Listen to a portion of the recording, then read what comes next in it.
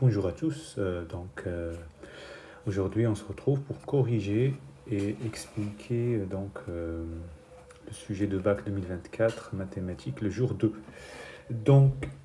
Sans perdre de temps, pour l'exercice 1 qui est sur les probabilités, voilà, on vous a donné des informations.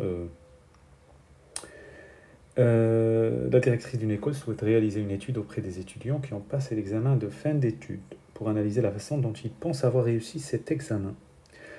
Pour cette étude, on demande aux étudiants à l'issue de l'examen de répondre individuellement à la question: pensez-vous avoir réussi l'examen? Seules les réponses oui ou non sont possibles. On observe que 91,7% des étudiants interrogés ont répondu oui. Alors, suite à la publication des résultats de l'examen, on découvre que finalement 65% des étudiants ayant échoué ont répondu non et 98% des étudiants ayant réussi ont répondu oui. On interroge au hasard un étudiant qui a passé l'examen. On note R, l'événement, l'étudiant réussit l'examen, et Q, l'événement, l'étudiant a répondu oui à la question. Pour un événement A quelconque, P de A, la probabilité de A bar l'événement contraire. Et dans tout l'exercice, les probabilités sont, si besoin, arrondies à 10-3 près. Première question, préciser les valeurs des probabilités P de Q et P de Q bar, sachant R bar. Q, c'est l'événement Q, c'est l'étudiant a répondu oui. D'après l'énoncé, ici, on a 91,7%, donc P de Q, c'est 0,917. P de Q bar sachant R bar, donc c'est sachant que l'étudiant, quelle est la probabilité qu'il... quelle est la probabilité que l'étudiant ait répondu non, sachant qu'il n'a pas réussi? Voilà. C'est 65% de ceux qui ont des étudiants ayant échoué ont répondu non. Donc c'est ça. Maintenant, la question 2, petit a, on note x la probabilité que l'étudiant interrogé ait réussi l'examen. Et petit a, recopier, compléter l'arbre pondéré. Si là c'est x, donc là c'est 1 moins x. L'information, 0,65, elle est là, un arbre pondéré de probabilité, on sait que là c'est 1 moins 0,65, c'est 0,35. Et il manquait l'information 0,98 qui venait de là, c'est 98% ayant réussi, ont répondu oui, et donc il manque 0,02. Petit b, question petit b, montrer que x égale 0,9. Alors comment faire? En fait, ici, comme on vous a donné, on cherche P de R, ok? Alors, on sait que P de Q égale 0,917, et sachant que l'événement Q il est à l'extrémité de l'arbre, et donc on doit penser à la formule des probabilités totales. Donc, P de Q, qu'on connaît, c'est P de R inter Q plus P de R bar inter Q. Je remplace, P de Q c'est 0,917, P de R inter Q c'est cette branche, donc c'est x fois 0,98. Et puis, P de R bar inter Q, c'est cette branche, donc c'est 1 moins x fois 0,35. Bon, c'est équivalent, c'est une équation, 0,98, je développe à droite, c'est 0,35 moins 0,35x. Je soustrais 0,35 des deux côtés. Et puis à droite, je soustrais 0,80, donc je réduis les termes, donc 0,63. Donc à la fin, je divise par 0,63. J'obtiens x égale 0,9, comme demandé. La question 3, l'étudiant interrogé a répondu oui à la question. Quelle est la probabilité qu'il ait réussi l'examen? C'est P de R sachant Q. Donc c'est une formule inversée. Bon, c'est P de R inter Q sur P de Q. On a P de R inter Q, c'est... il manquait P de R, c'est 0,9 fois 0,98 sur la valeur de 0,917. Et donc on a 0,962.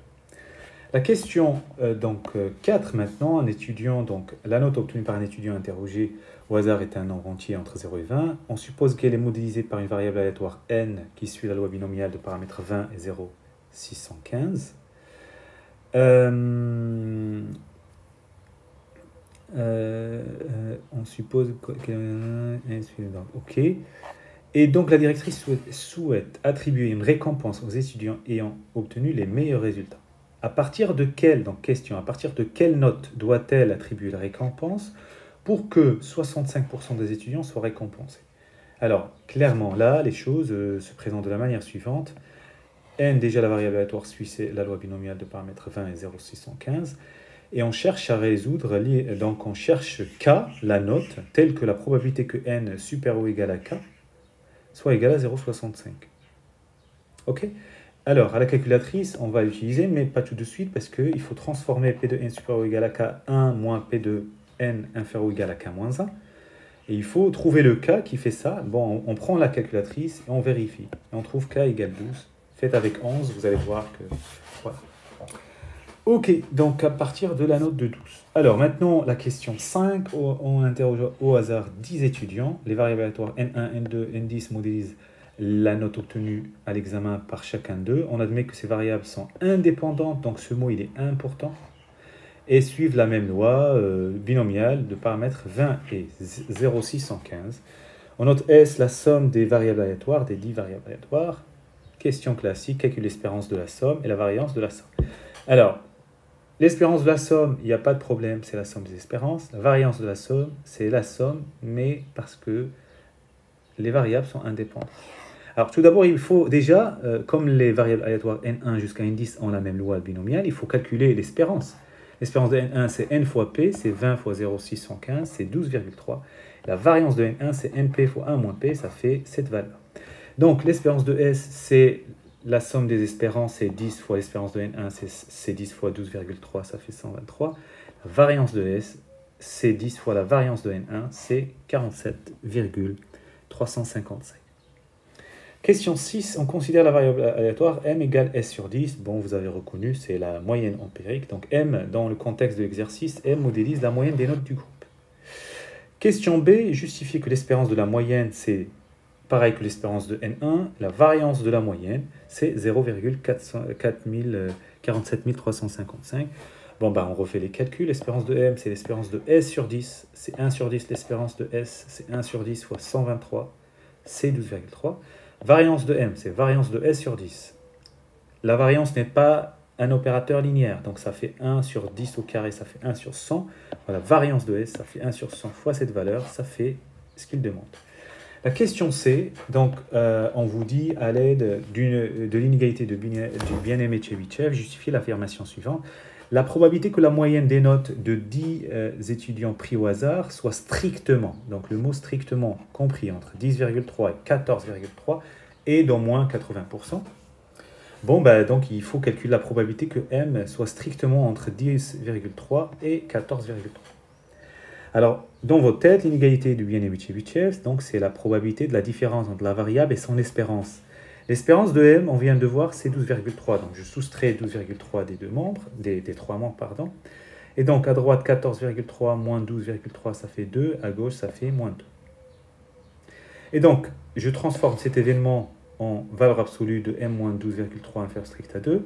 Et là, je passe à l'événement contraire, c'est 1 moins P de valeur absolue de M moins 12,3 supérieur ou égal à 2. Là, donc, je peux utiliser l'inégalité du bien-aimé Chebyshev, qui dit que la probabilité de valeur absolue de M moins 12,3 sur égal à 2 est majorée par la variance de M sur 4, c'est 2 au carré. Je remplace la variance, je remplace ça, je trouve ça. Ok, moi mon événement il est là, c'est 1 moins ça, donc je multiplie par moins des deux côtés, ça renverse l'inégalité, ça fait ça, je rajoute 1 des deux côtés, ça fait ça, et donc j'ai la probabilité de l'événement demandé supérieure ou égale à 88%, ce qu'il fallait démontrer. Alors, exercice 2, donc voilà, donc c'est l'étude d'un protocole, on va dire. Donc, Anna possède une piscine qui contient 50 mètres cubes. 1 mètre cube, c'est 1000 litres.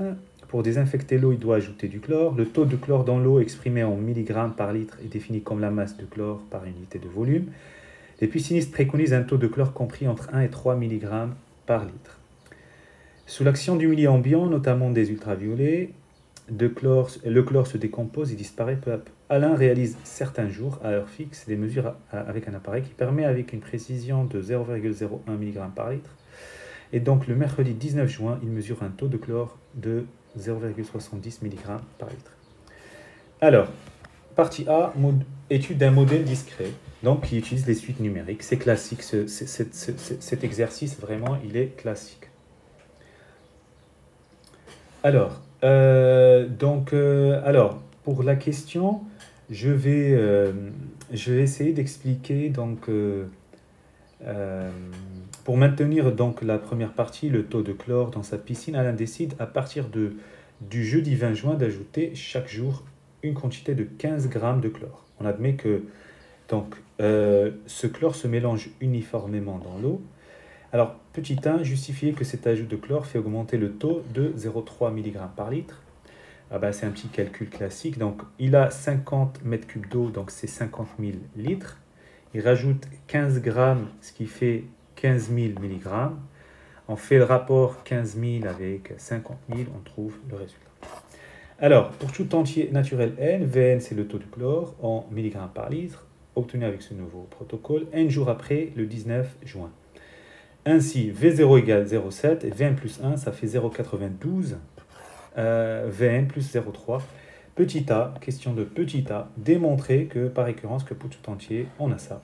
Ça veut dire quoi? C'est Vn, elle est croissante, elle est majorée par 4. Bon, c'est classique, vraiment, la suite que vous avez, c'est une suite arithmético-géométrique. Donc, pour n dans n, Pn, la propriété qui dépend de n, c'est ça. Initialisation V0 égale 0,7. V1, je ne sais pas pourquoi je l'ai effacé. Bon, on a bien ça, donc je vous laisse le soin de calculer. Alors, l'hérédité, supposons Pn est vrai pour un n dans n et montrons Pn plus 1, en effet, par hypothèse de récurrence, j'ai ça. Alors, pour arriver au terme n plus 1, je multiplie par 0,92 3 membres.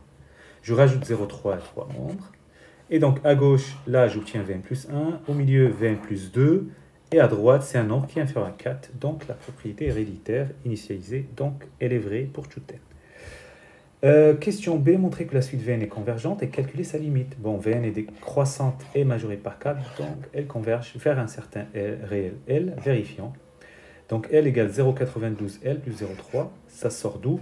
Ben, en fait, dans l'expression de la suite que vous avez ici, ok, donc si L est la limite de Vn, L est aussi la limite de Vn plus 1. Et donc, quand je fais un passage à la limite dans cette égalité, ben j'ai L égale 0,92 L plus 0,3, ce qu'on appelle un point fixe. Et donc, une résolution permet de trouver la valeur 3,75. Et à la question 3, à long terme, le taux de chlore sera-t-il conforme?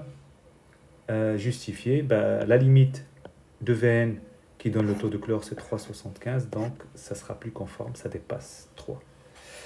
Alors, maintenant la partie petit algorithme qui permet de déterminer le plus petit entier n tel que Vn va dépasser une valeur S qu'on fixe. Ici, on va voir à la question 5, on va prendre S égale 3. Donc, il faut remplir, ben voilà, n égale 0, V 0,7, tant que V, on veut que Vn dépasse strictement S, donc il faut faire tant que V inférieur ou égal à S. N égale n plus 1 et V c'est 0,92 fois V plus 0,3. Il y a une étoile ici. Et après, donc à la question 5, on prend S égale, donc S égale 3. Et vous avez le programme à droite. Sur Python, on trouve ça. L'interpréter, ça veut dire qu'il faut 17 jours pour que le taux dépasse la norme. Voilà. Alors, pour la partie B, c'est le modèle continu, pardon, c'est avec une fonction, donc ils ont introduit une équation différentielle, bon, super. Donc vous avez, je vous passe les détails, on admet que la fonction f est solution de l'équation différentielle qui est là. Alors, on admet que la fonction f est solution, hein, la quantité de chlore en grammes, c'est ok. Justifier que la fonction f est de la forme, bon, ça veut dire résoudre l'équation différentielle. Je vous rappelle, y' égale a y plus b, la solution c'est y de x, c'est k exponentielle ax moins b sur a. Ben, on va l'appliquer, on a ici a c'est moins 0,08 et b c'est q sur 50, avec q c'est une constante. Et donc f de x c'est c exponentielle ax c'est moins 0,08 moins B, c'est Q sur 50, le tout sur A, moins 0,05. Et donc, ça fait exactement ce qu'il demande. La question donc 2, exprimer en fonction de Q la limite de F. Bon, la limite quand x tend vers plus l'infini de F, c'est la limite de cette quantité. Et ça fait Q sur 4 parce qu'en fait, exponentielle moins 0,08x, quand x tend vers plus l'infini, ça tend vers 0. Alors, la question B, on rappelle que le taux de chlore observé c'est 0,7 le 19, donc à l'instant 0. On souhaite que le taux de chlore se stabilise à long terme autour de 2. Donc la limite à l'infini, il faut que ça soit égal à 2. Déterminer C et Q. Bon, bah, f de 0 égale 0,7, c'est réglé. F de 0, ça fait C plus C exponentielle 0, C exponentielle 0, c'est 1. Donc ça, C plus ça doit être égal à ça. Et la limite, ça doit être égal à 2, qui est égal à Q sur 4. Bah, Q sur 4 égale 2, donc Q égale 8. Et C égale ça, donc j'injecte là-dedans. C, ça fait 0,7 moins 8 sur 4, ça fait moins 2, ça fait moins 1,3. Et donc l'exercice 3, c'est l'étude c'est sur les fonctions. Ok, on a une fonction qui est deux fois dérivable sur moins 2 plus l'infini, ouvert. On note CF, on a tracé la courbe de F, on a tracé la tangente point B, et on sait que la droite passe par le point A de coordonnées 0, moins 1. Ok, à l'aide du graphique, répondre aux questions précisées f de moins 1 et f' de moins 1. Alors f de moins 1, donc 1 il est là, sur l'abscisse c'est pas la même unité que l'ordonnée, donc c'est 5 carreaux, 5 petits carreaux, donc ça fait exactement l'ordonnée de B, l'ordonnée de B c'est moins 1, c'est en moins 2. Pardon. F' de moins 1, donc c'est le coefficient directeur de la tangente, donc il faut voir comment on se déplace d'une extrémité à une autre, donc j'ai choisi ça, ça, donc au point A, et donc le coefficient directeur, donc c'est l'ordonnée, donc c'est une formule de la classe de seconde, hein. Donc c'est le déplacement selon Y sur le déplacement selon X. Et donc c'est 1 sur 1, c'est 1, donc c'est ce que vous avez ici à droite. Alors, la question 2, la courbe CF, donc là normalement on vous a demandé on a apporté une correction, c'est la fonction F, ok, c'est F est-elle convexe sur son définition? Alors non, en fait elle est concave sur moins 2, moins 1, donc vous voyez là, elle est comme ça, ok, et il y a un point d'inflexion B, et après elle passe convexe, ok. Et puis conjecturer le nombre de solutions de fx égale 0, donner une valeur approchée à 10 moins 1, fx égale 0, admet au moins une solution, parce qu'on voit, on ne sait pas après combien, mais on sait seulement ici, là, la solution. Et donc, c'est 0,1 la valeur approchée. Alors, l'étude maintenant de la fonction. On a f défini sur moins 2 plus l'infini ouvert, f de x égale ça. Déterminer par calcul la limite de f en moins 2, interpréter le résultat. Ok, la limite quand x tend vers moins 2, donc j'ai écrit ça, moins 2, ici vous savez c'est un moins 2 plus, j'ai mis c'est moins l'infini, pourquoi? Ben, x plus 2 en moins 2 ça fait un 0, c'est un 0 plus parce que x est plus grand que moins 2. La limite quand x tend vers 0 plus de ln de x ça fait moins l'infini. Par composition, la limite de quand x tend vers moins 2 plus de ln de x plus 2 ça fait moins l'infini. Là le polynôme degré 2 au début, quand x tend vers moins 2 ça tend vers moins 1, par somme donc on obtient le résultat. Interpréter, bah, qu'est-ce que ça veut dire? Ça veut dire x égale moins 2 est une asymptote verticale. Et c'est pas surprenant parce que la fonction n'est pas définie en moins 2, justement. C'est une valeur interdite. Donc c'est forcément une asymptote verticale. La question 2, alors, montrer que pour tout x strictement supérieur à moins 2, on a f', c'est ça. Bon, bah écoutez, on a déjà vu dans l'énoncé, c'était dérivable, etc. Donc la dérivée x carré dérivée c'est 2x, la dérivée de 2x moins 1 c'est 2, la dérivée de ln de x plus 2 c'est u' sur u, u' c'est 1 sur x plus 2. Réduire au même dénominateur, donc il faut multiplier par x plus 2, ce 2x plus 2, et plus 1 sur ça, et on réduit, on a ça. La question 3, donc étudier les variations, puis dresser le tableau de variation. Bon, comme x strictement supérieur à 2, à moins 2, donc le dénominateur est strictement positif, et donc tout dépend du numérateur. Alors, 2x carré plus 6x plus 5, je fais un petit calcul delta, ça fait moins 4 négatif, donc son signe, c'est le signe du coefficient du plus haut degré, c'est a égale 2, c'est positif, donc la fonction f est strictement croissante, et on a quelque chose comme ça. Alors, montrer que l'équation f de x égale 0 admet une unique solution alpha dans moins 2 plus l'infini, et donner une valeur approchée à 10 moins 2, bon, c'est le corollaire du TVI, puisqu'il y a unique solution, f continue sur l'intervalle, strictement croissante, en moins 2 plus, ça fait moins l'infini, en plus l'infini, ça fait plus l'infini, donc passage de négatif à positif. D'après le corollaire du TVI, f de x égale 0 admet une unique solution alpha dans moins 2 plus l'infini. À la calculatrice, on trouve 0,12. 5. Déduire le signe de f de x sur l'intervalle, donc c'est classique, elle est croissante, donc négatif et positif, en alpha, et donc la valeur interdite, et voilà. Alors, la question 6, montrer que CF admet un unique point d'inflexion et déterminer son abscisse. Bon, là, il faut aller chercher la dérivée seconde. Heureusement, f est deux fois dérivable, c'était dans l'énoncé. On a, quel que soit x super strict à moins 2, on a f', c'est ça. Je n'ai pas pris la forme qui est, où on a réduit au même dénominateur pour simplifier la dérivée. F' dérivable, donc f seconde. Je dérive 2x, ça fait 2. Et là, 1 sur x plus 2, c'est 1 sur v. La dérivée, c'est moins v' sur v carré. C'est moins 1 sur x plus 2 au carré. Je réduis au même dénominateur. OK? Et donc, pour chercher le point fixe, il faut résoudre f seconde égale 0. Un quotient est nul c'est seulement si le numérateur est nul parce que le dénominateur est non nul. Et donc, c'est x plus 2, le tout au carré, c'est égal à 1 demi. Donc, x plus 2 égale racine de 1 demi, ou x plus 2 égale moins racine de 1 demi. Donc, x égale moins 2 plus racine de 1 demi, ou x égale moins 2 moins racine de 1 demi. Or, x est strictement supérieur à moins 2. Et x égale moins 2 moins racine de 1 demi, c'est strictement inférieur à moins 2. Donc, en fait, la deuxième solution, il faut l'enlever parce qu'elle ne fait pas partie de l'ensemble de définition. Et donc, f seconde de x égale 0 admet une unique solution sur l'intervalle moins 2 plus l'infini, à savoir x égale moins 2 plus racine de 1 demi, et qui est bien l'abscisse du point d'inflexion.